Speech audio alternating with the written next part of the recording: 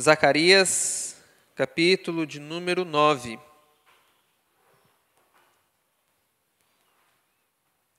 E nos diz assim: aquela que é infalível, inerrante e autoritativa, palavra de Deus.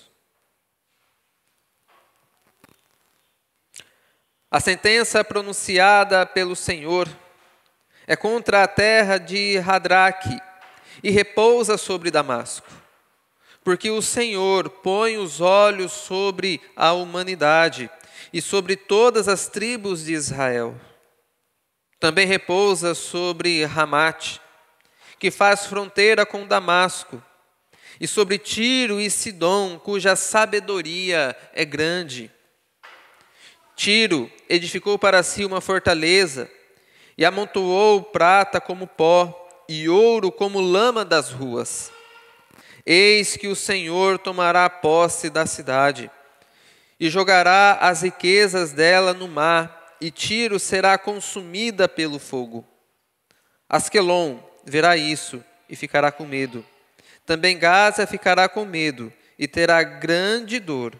Igualmente Ecrom, porque a sua esperança estará perdida.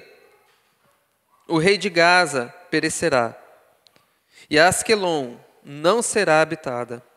Um povo bastardo habitará em Asdod, e exterminarei o orgulho dos filisteus. Da boca destes tirarei carne com sangue, e dos seus dentes as suas abominações. Então eles ficarão como um resto para o nosso Deus, e serão como chefes em Judá. E Ecrom será como os jebuseus. Eu me acamparei ao redor da minha casa, para defendê-la contra as forças invasoras, para que ninguém passe nem volte. Nunca mais passará sobre eles o opressor, porque agora vejo isso com os meus próprios olhos. Amém. E assim diz o Senhor. Vamos orar, meus irmãos, mais uma vez. Bendito Deus e soberano Pai, nós estamos diante do Senhor, diante de Teu Filho Jesus Cristo, e nós pedimos para que o Senhor, com o Teu Santo e Divino Espírito, ilumine o nosso entendimento. Que o Senhor aqueça o nosso coração nessa manhã. Que o Senhor confronte os nossos pecados e nos encha de uma nova e viva esperança. Que o Senhor edifique a fé que uma vez por todas foi entregue a todos os santos. Nos ajude, ó Deus, neste ato de louvor e adoração. Nos ajude a ouvir a Tua voz. Nos ajude a compreendê-la e praticá-la, para que assim nós venhamos viver para a Tua glória e o Teu louvor. É em nome de Jesus que nós oramos. Amém. Meus irmãos, o título da mensagem nessa manhã é o castigo de Deus. O castigo de Deus. E existe uma dificuldade natural de conceber que Deus é alguém que castiga, alguém que toma vingança. Como nós ouvimos na liturgia, a mim pertence a vingança, diz o Senhor. Então, como nós vamos conceber alguém que toma vingança? Ao ouvirmos essas palavras, naturalmente nós a recebemos com estranheza. Porque é difícil imaginar ou pensar um Deus que é um ser pessoal, que toma vingança contra alguém. Mas deixa eu tentar ajudá-lo a compreender melhor o sentido aqui de vingança que nós encontramos neste texto que nós acabamos de ouvir. Se você vê um cenário em que um pai ele está agindo de uma forma violenta contra os seus filhos, contra a sua esposa. Quando você ouve esse tipo de relato, quando você toma conhecimento de algo dessa natureza, é comum nós ficarmos revoltados. Não é? Como que um homem, né, naturalmente mais forte vai tentar usar de violência para castigar os filhos e esposa, pessoas do seu convívio. Naturalmente nós vemos isso com muita estranheza e reprovamos esse tipo de atitude. Mas pensa num novo cenário.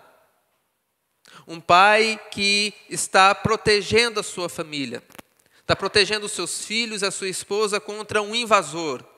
Alguém que entra na casa para furtar, para roubar, e ele está ali para defender a sua família. Então ele é o primeiro que vai ver o que está acontecendo, é o primeiro que entra na frente, é o primeiro que vai usar da sua força e da sua violência para defender a sua família. Logo você olha para este pai agora com olhos diferentes, fala, esse é o herói desta família ou desta casa. Então veja, meus irmãos, são cenários completamente diferentes. Um homem que usa de violência e de força contra aqueles pelos quais ele deve proteger, e o outro é aquele que usa essa força e essa violência para proteger esta família.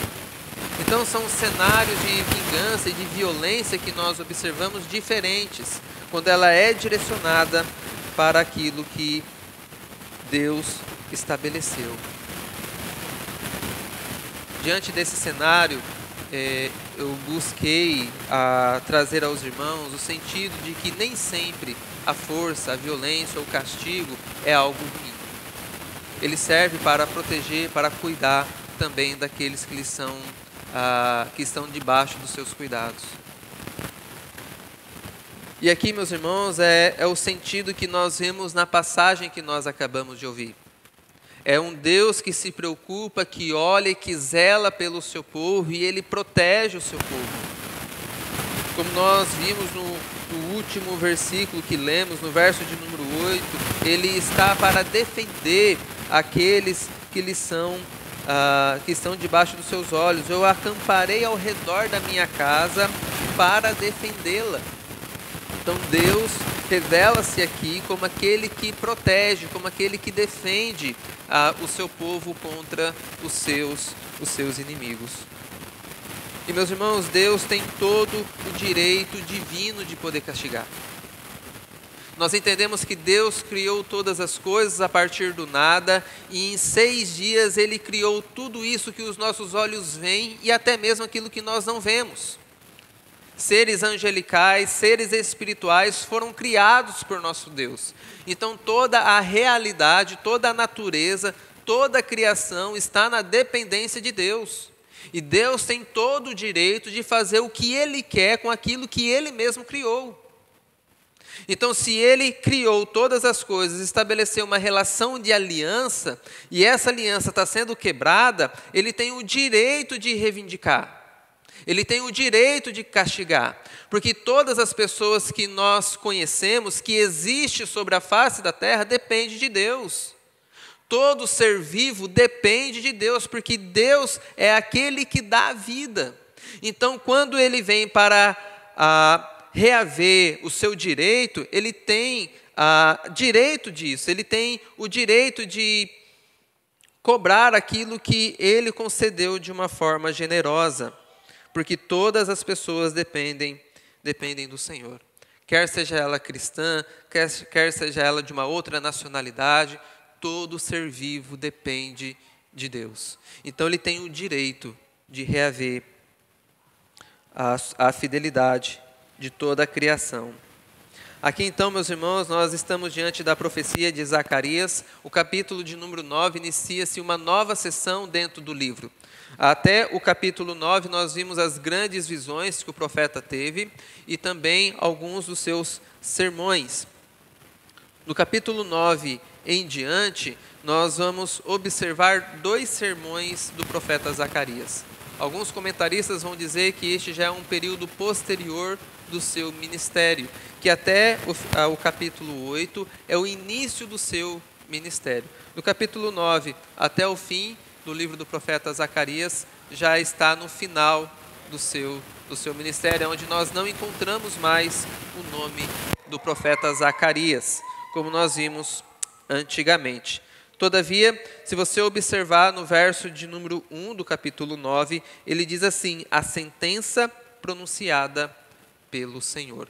Então ele vai iniciar aqui uma nova sessão, é como se fosse um grande sermão que o profeta vai realizar. Esse sermão vai até o capítulo de número 11. Se você observar o capítulo de número 12, ele inicia-se da mesma forma, a sentença pronunciada pelo Senhor a respeito de Israel.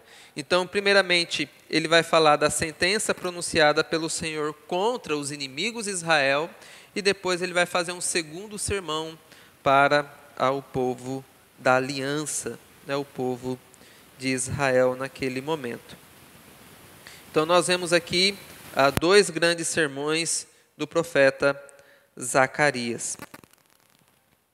E as palavras que nós identificamos aqui como chaves nesse primeiro momento do sermão, nós não vamos conseguir expô-lo, né, todo o sermão nessa manhã, nós vamos fazer isso por partes, mas a palavra-chave que nós identificamos nessa primeira parte do sermão são duas. É o peso da palavra do Senhor, que ele vai dizer aqui como sentença pronunciada.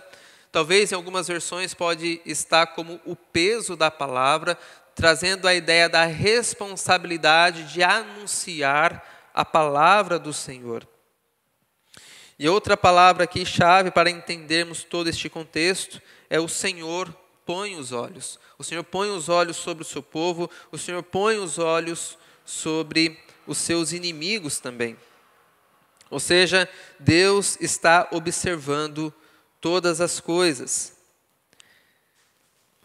E, meus irmãos, quando nós ouvimos a expressão, a sentença pronunciada pelo Senhor, ou o peso da palavra do Senhor, isso para nós é muito importante, porque entendemos que a exposição da palavra do Senhor é algo carregado de responsabilidade. Um ministro de uma nação, ele tem grande responsabilidade. A sua palavra tem peso, tem importância, tem relevância. Não é? Quando alguma autoridade política ela vai falar, aquilo, por mais que a gente tenha uma aversão aos aspectos políticos, mas ele tem um peso, um significado. Não é? E quando nós vamos anunciar a palavra de Deus, o peso e o significado é ainda maior, porque nós estamos trazendo a mensagem de Deus. A mensagem não é do pastor propriamente dita, a mensagem não é de uma pessoa específica, mas ele é o porta-voz de Deus, ele está trazendo a mensagem como dispenseiro de Deus. Por isso que as Escrituras vai dizer que importa que o dispenseiro se encontre fiel, fiel àquele que o enviou, porque a mensagem ela tem um peso para ser comunicada. Me lembro do irmão pelo qual nós trabalhamos juntos na exposição da palavra, e ele sempre me diz o seguinte: olha, dar aula é um pouco mais tranquilo, porque é algo mais didático, você tem um retorno, é um pouco mais leve, é mais tranquilo, mas a pregação da palavra é algo que me traz uma certa carga, um certo peso, um senso de responsabilidade muito grande, que de fato é. Então, todos os ministros verdadeiros do Evangelho, eles carregam este fardo de responsabilidade para anunciar a palavra. E essa palavra aqui que ele vai anunciar é contra algumas cidades, como nós observamos no verso de número 1. É contra a terra de Hadraque e repousa sobre Damasco, porque o Senhor põe os olhos sobre a humanidade, sobre todas as tribos de Israel. Observem, meus irmãos, que a sentença que é anunciada não é uma sentença favorável, mas ela é contra, ou seja, Deus está contra essas cidades, contra Hadraque e Damasco. Diz que a Deus repousa sobre ela, mas não com o seu favor, mas sim com a sua ira e com a sua indignação, porque ele vê todas as maldades que elas realizavam. O verso de número 2 nos diz assim: também repousa sobre Ramate, que faz fronteira com Damasco, e sobre Tiro e Sidom, cuja a sabedoria é grande. Tiro edificou para si uma fortaleza e amontou prata como pó e o ouro como lama nas ruas. Veja que o texto está dizendo aqui que Deus é contra essas cidades. que Deus está fazendo oposição a essas cidades que são vizinhas da nação de Israel. E ele vai qualificar essas cidades. Ele vai dizer 2 atributos que essas cidades possuem, especialmente Tiro e Sidom. Ele vai dizer que Tiro edificou para si uma fortaleza e amontoou prata como pó e ouro como lama. Veja que o que levou Deus ficar contra essas cidades foi 2 coisas aqui anunciadas. Primeiro, que é a sua sabedoria. E aqui há um certo tom de ironia no texto. Porque sabemos que a verdadeira sabedoria, ela inicia-se com o temor de Deus. E essas cidades, elas são caracterizadas por aquelas que não temem a Deus. Porque essas cidades, elas fizeram oposição contra a nação de Israel. Quando Deus veio castigar o seu povo, Ele começou através dos seus juízos dessas cidades. Essas cidades aqui são caracterizadas pela sua sabedoria, mas é uma sabedoria meramente humana. E também sobre as suas riquezas. Então nós vemos aqui 2 características da cidade, a sabedoria e também a sua riqueza. Quer dizer que sabedoria é algo de natureza completamente ruim? Não é isso. Nem a riqueza é algo naturalmente ou essencialmente ruim. Mas a ideia é que a sabedoria deles, a riqueza deles, contribuíam para o seu orgulho e a sua soberba. Irão foi o 2º rei de Tiro. Se os irmãos se lembrarem, no período de Salomão, Salomão foi tido como o rei mais rico que houve, a pessoa mais rica que houve, mais sábia sobre toda a terra naqueles dias. E Irão foi a pessoa pela qual ele contratou para edificar o templo e também os palácios.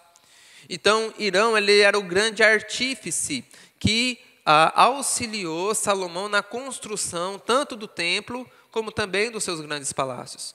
Porque ninguém havia naquele período mais sábio para fazer a obra como Irão.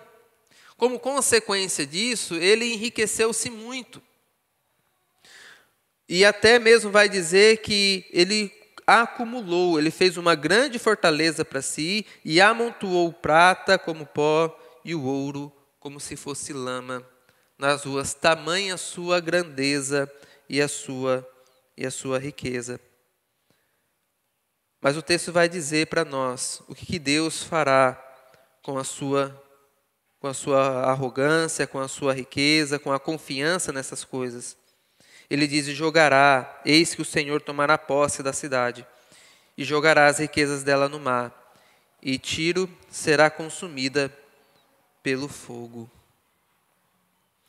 O que nós vemos aqui, meus irmãos, é Deus vindo castigar os inimigos de Israel, porque eles confiavam na sua sabedoria e nas suas riquezas. O que Deus vai fazer com as cidades aqui de Tiro é ser destruídas completamente pelo fogo. E aqui nós identificamos algumas aplicações para nós. Que quando Deus é contra, a situação se torna verdadeiramente terrível. Ter os filhos contra você pode ser algo ruim. Se dentro do seu relacionamento familiar, dentro do seu casamento, ter a esposa ou o esposo contra você é algo completamente insuportável. Mas, meus irmãos, o texto diz aqui que Deus é contra essas nações, essas cidades. A situação é ainda muito pior. Porque se a sua esposa, o seu esposo, os seus filhos se virarem contra você, você ainda tem o seu Deus para você se procurar refúgio, socorrer. Mas e quando Deus está contra você? O que é que você vai fazer? Ninguém pode te salvar. E essa é a situação. E a palavra que vem com peso é uma palavra de ira. Fala: Deus está contra vocês. E Ele vai castigar, Ele vai punir, Ele vai destruir a cidade. E essa destruição, essas cidades, elas se encontram na região norte de Israel. A sabedoria meramente humana, que não atribui ou não se refugia em Deus, o leva a ficar indignado. Nós vemos aqui, meus irmãos, também o problema da riqueza, aqueles que acumulam prata e ouro, única e exclusivamente, para se vangloriarem. Nós vemos que todas essas coisas serão consumidas pelo Senhor. A morte é certa para os inimigos que se voltam contra Deus. Mas o castigo divino, revelado aqui, é apenas o começo. Observe o verso de número 5. Ele diz: Asquelon verá isso e ficará com medo. Também Gaza ficará com medo e terá grande dor. Igualmente Ecrom, porque a sua esperança será perdida. E o rei de Gaza perecerá, e Asquelon não será habitada. Amém. Então, primeiramente, ele direciona a sua palavra a essas cidades que ficavam na região norte, e agora ele vai falar acerca das cidades que ficam mais ao sul. O sentido aqui é que Deus está vindo do norte até chegar na região onde ficava o templo e a nação de Israel naquele momento, que estava edificando a cidade. É como se Deus estivesse vindo, punindo todos os seus inimigos. Essa é a ideia transmitida para nós no texto. Ele diz: quando Asquelon, que é uma outra cidade também, que fazia oposição ao povo de Israel, quando eles verem a ira de Deus sendo manifestada, eles ficarão com o quê? Com medo. Tanto Asquelon como Gaza, elas serão cidades devastadas e ficarão com medo. Qual é a outra característica que nós encontramos sobre a ira de Deus nas cidades inimigas? Nós vemos que igualmente Ecrom, porque a sua esperança será perdida. E por último, ele vai anunciar a morte do rei de Gaza. Então veja, meus irmãos, as consequências da ira de Deus sobre essas cidades. Medo, falta de esperança e por último a morte. Essa é a consequência para aqueles que vivem longe do Senhor. Medo, sem esperança e por fim a morte. É isso que espera todos aqueles que não se renderam a Cristo e vivem em oposição a Ele e ao seu reino.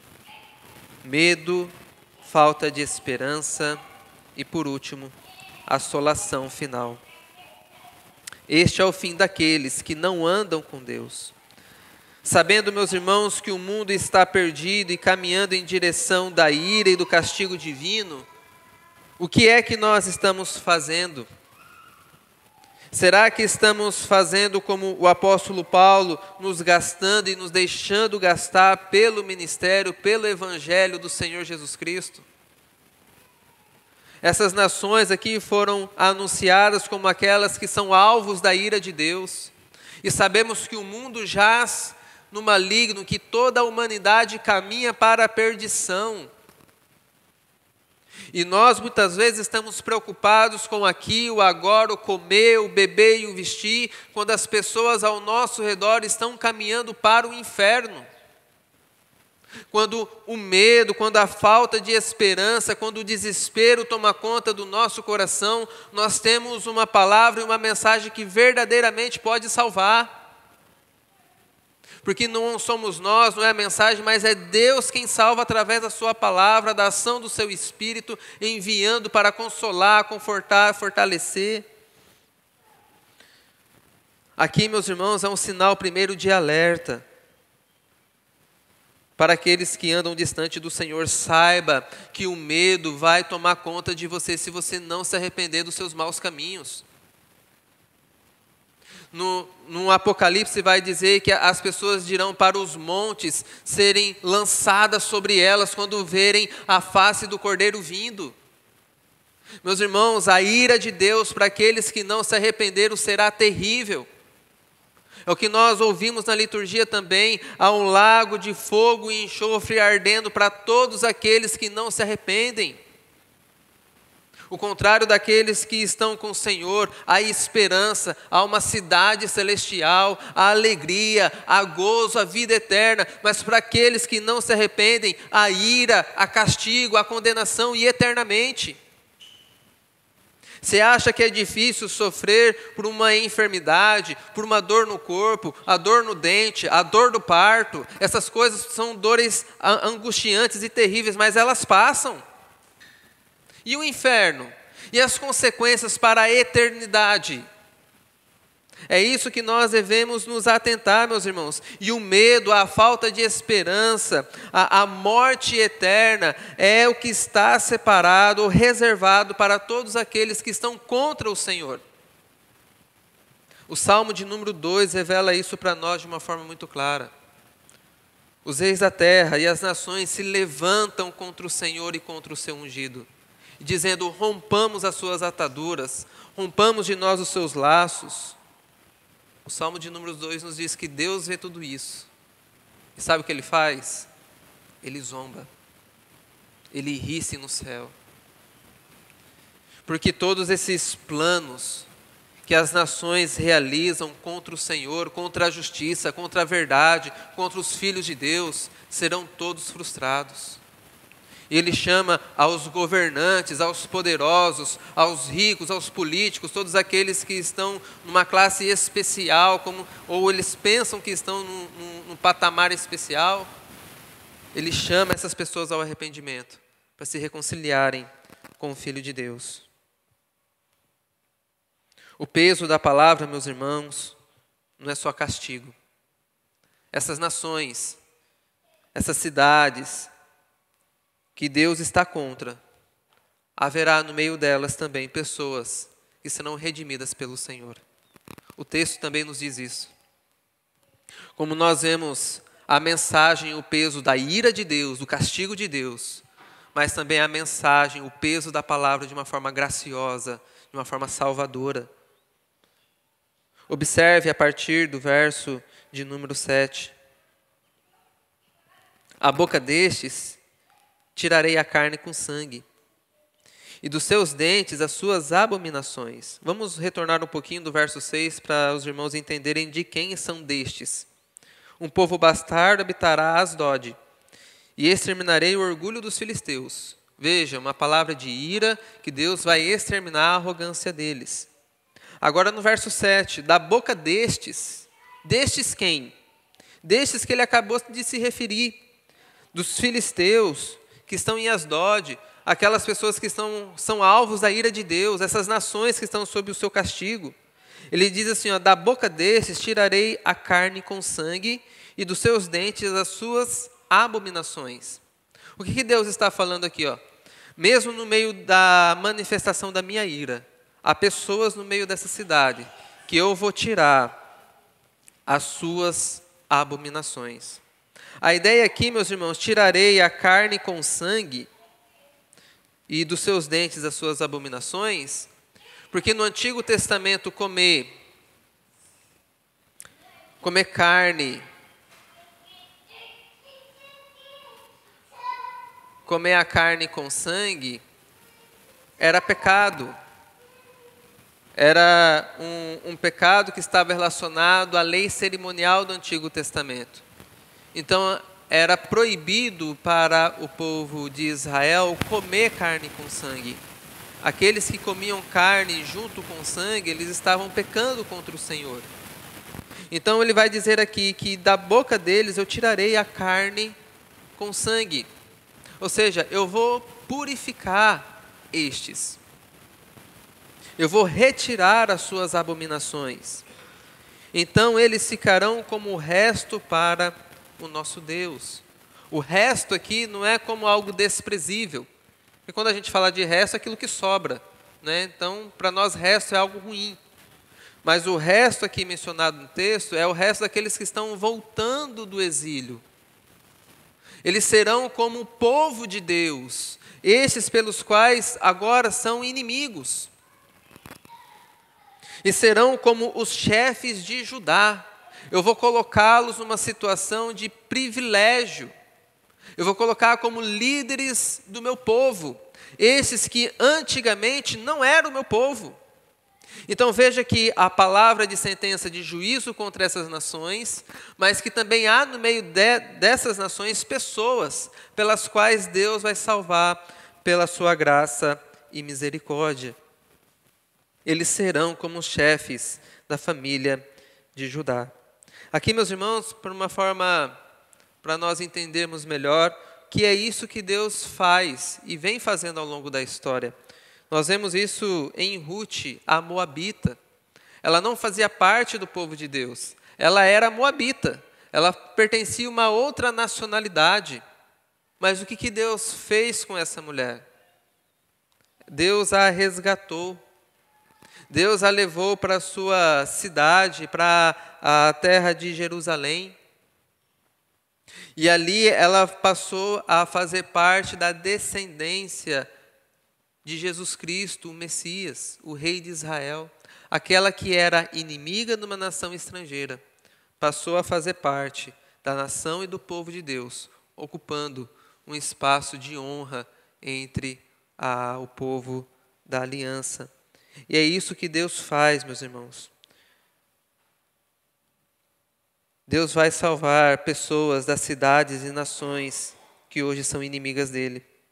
Deus purifica e coloca em posição de honra aqueles que anteriormente eram seus inimigos.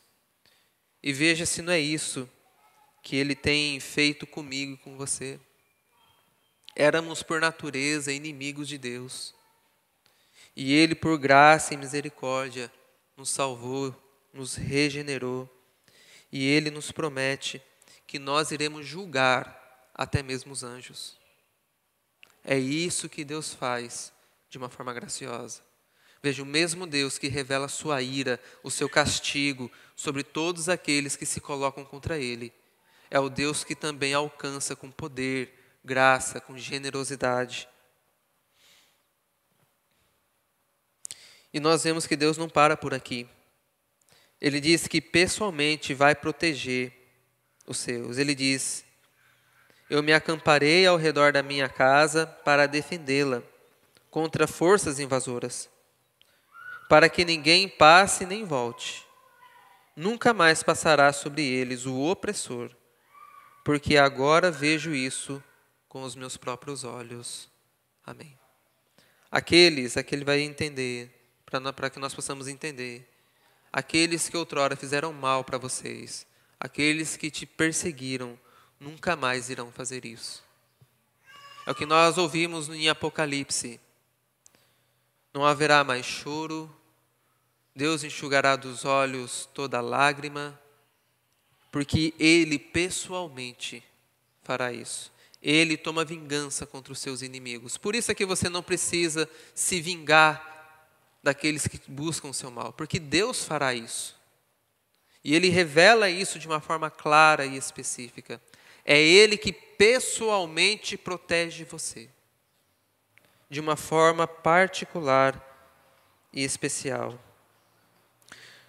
Então, meus irmãos, nós vimos nessa manhã a ação de Deus em proteger o seu povo, manifestando a sua ira, que Ele é contra aqueles que buscam o mal do seu povo, e Ele pessoalmente vem para salvá-los e livrá-los. Nós, de uma forma geral, podemos concluir que muitas cidades e nações hoje estão contra o Senhor. Não se rendem a Cristo. Hoje nós não temos reis, mas governantes poderosos, políticos poderosos, não vivem para Deus, não servem a Deus, ignoram a sua palavra e por causa disso estão debaixo da ira e da condenação do Senhor. São alvos das nossas orações, pelo qual nós devemos buscar o bem de todos. Há um peso de uma urgência em falar do castigo reservado. É verdade que a mensagem do Evangelho é uma mensagem de boas novas de salvação. Mas o homem e a mulher que está perdido, ele não acha que está perdido. Ele acha que ele está muito seguro. Ele acha que é uma pessoa muito inteligente. Tem um ditado que diz que o problema do malandro, do esperto, é achar que só a mãe dele faz filho esperto, né? E essa é a situação das pessoas. Eles acreditam que são muito espertos, são muito inteligentes, que no final das contas ele vai dar um jeitinho brasileiro de escapar. Então há uma necessidade urgente de falar do castigo de Deus, da ira de Deus, dos sofrimentos eternos, porque é isso que está preparado. Em contrapartida, meus irmãos, há também um peso, uma urgência, uma necessidade de falar da redenção e da salvação prometida em Cristo Jesus. Que ele diz aqui no texto: eu vou tirar da boca deles a abominação, eu vou purificá-los, eu vou colocá-los numa condição elevada. Há salvação também da parte do Senhor. Ressaltarmos que Deus é o soberano juiz, que Deus é um Deus gracioso e salvador. E o que faremos então com nossa mensagem, ou com essa mensagem que acabamos de ouvir? Essa é uma pergunta que fica para a nossa reflexão. Sabemos que Deus é perfeito, juiz perfeito, um salvador perfeito. E que na cruz nós vemos a sua completa e perfeita justiça e completa e perfeita salvação. A justiça de Deus é revelada na cruz, porque ali Ele pune os nossos pecados. Deus não faz vista grossa para os nossos pecados. Na pessoa de Cristo Jesus, Ele manifestou a sua ira, o seu castigo, na pessoa do seu Filho Jesus Cristo. Mas ali nós vemos também a sua graça e o seu favor em nos salvar e nos redimir por entregar o seu Filho na cruz. Se você está em rebelião com Deus, saiba que o medo e a falta de esperança vai ser o seu destino. O desespero, a angústia vai te dominar. Mas se você está em paz com o seu Deus, por meio de Jesus, o seu destino é o destino de um cuidado especial e particular. Você está nas mãos do seu Salvador. E é o que ele diz: eu mesmo, eu me acamparei ao redor deles. Ele fez isso primeiramente na sua vinda, se encarnando, habitando conosco. E ele fará isso uma segunda vez, quando voltar com poder e glória para julgar os vivos e os mortos. Essa é a nossa esperança, meus irmãos. É isso que nos anima, que nos dá força para lutar todos os dias. Que a graça e a misericórdia do Senhor esteja sobre todos nós. Amém.